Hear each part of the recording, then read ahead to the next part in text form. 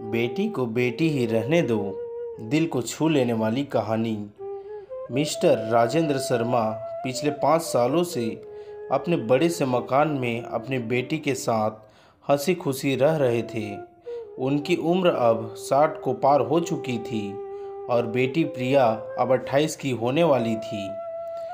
उम्र को ध्यान में रखते हुए बेटी ने अपना सारा कामकाज अपने कंधों पर ले लिया। प्रिया अपने हर काम में बहुत अच्छी थी, जितने अच्छे से वो अपने पापा, घर और उनके कारोबार का ध्यान रखती थी, कोई और शायद नहीं रख पाता।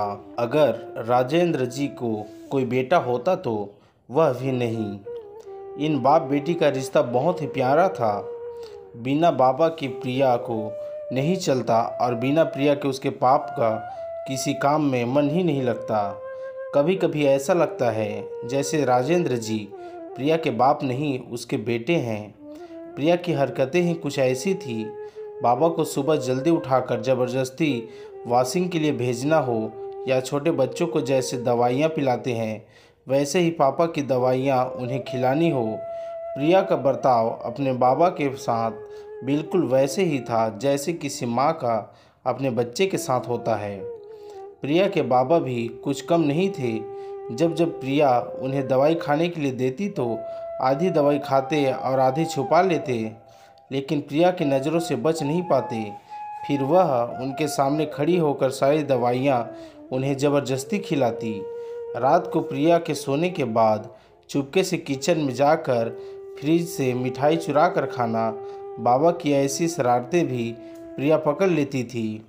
पकड़े जाने पर बाबा पानी पीने का बहाना करते थे, लेकिन प्रिया उनको समझाती थी कि मिठाई आपके लिए हानिकारक है। बाबा को वो याद दिलाती थी पिछली बार उनका शुगर लेवल कितना बढ़ गया था। अपने ही घर में अब मैं मिठाई भी नहीं खा सकता, बड़बड़ाते हुए नाराज़ होने की एक्टिंग करते हुए बाबा किचन से चले जाते। फिर प्रिया उन्हें मनाने के लिए एक मिठाई का टुकड़ा पापा के पास लेकर जाती और फिर वो दोनों उसे आधा आधा बांट कर खाते। दोनों के चेहरे पर बड़ी स्माइल आ जाती। बस ऐसे ही दोनों की ज़िंदगी हंसी खुशी कट रही थी। उनका घर बहुत बड़ा था, उसमें कई कमरे थे, इसलिए उन्होंने सोचा कि एक किराएदार रख लिया जाए। पैसों के लिए उन्हें नहीं, लेकिन प्रिया के ऑफिस जाने के बाद अकेले रह रहे राजेंद्र जी को थोड़ा सा ही सही किसी का साथ मिल जाए, इसलिए जल्दी ही एक किराएदार फाइनल हो गया। उनका नाम अमर सिंह था। उनका उम्र 50 से 51 साल होगी। एग्रीमेंट पेपर बनाने के दौरान पहली बार वह राजेंद्र जी और प्रिया से मिले। उन्हें दोनों से मिलकर काफ़ी अच्छा लगा और अब अमर सिंह अपने बीवी के साथ राजेंद्र जी के घर पर ही किराएदार के तौर पर रहने लगे। थोड़ी दिन बीते ही थे, लेकिन अमर सिंह राजेंद्र जी से अच्छी तरह घुल मिल गए थे। वह दोनों सुबह सुबह अब साथ में ही वॉकिंग के लिए जाया करते थे। कभी वह अमर सिंह के साथ तो कभी अमर सिंह और उसकी बीवी और प्रिया राजेंद्र जी के साथ डिनर किया करते। एक सुबह जॉगिंग के दौरान अमर सिंह ने कहा कि आप और प्रिया अकेले ही रहते हैं, आपको तो काफ़ी कुछ मैनेज करना पड़ता होगा। आप कैसे सब इतने अच्छे से संभाल लेते हैं? अभी मैनेज क्या करना है, मेरी होशियार बेटी के लिए यह कुछ भी नहीं है। प्रिया सब इतने अच्छे से संभाल लेती है कि मुझे किसी बात की कोई चिंता ही नहीं है। राजेंद्र जी ने मुस्कुराते हुए कहा, हाँ वह तो ठीक है, लेकिन जब प्रिया ससुराल चली जाएगी तब आपके लिए यह सब मैनेज करना बड़ा मुश्किल हो जाएगा। आपका कोई बेटा भी तो नहीं है और आप अकेले ही इतने बड़े घर में रहते हैं। अमर सिंह ने अपना विचार बताते हुए कहा। राजेंद्र जी के चेहरे के हाव भाव बदल गए।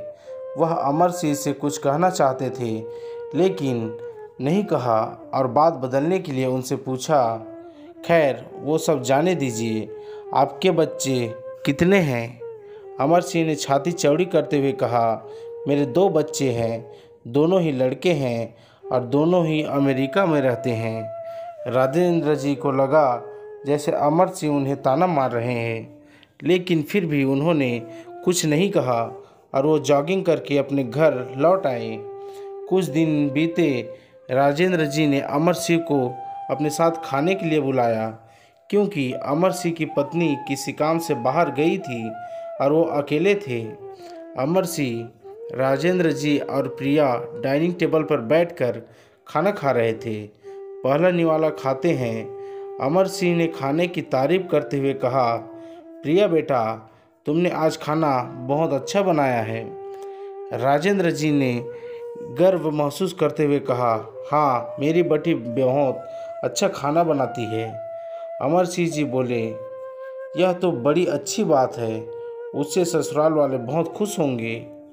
प्रिया उनसे कुछ कहना चाहती थी, लेकिन राजेंद्र जी ने उसे रोक दिया और बात बदलने के लिए प्रिया से पूछा, कारोबार कैसा चल रहा है, कोई दिक्कत तो नहीं हो रही।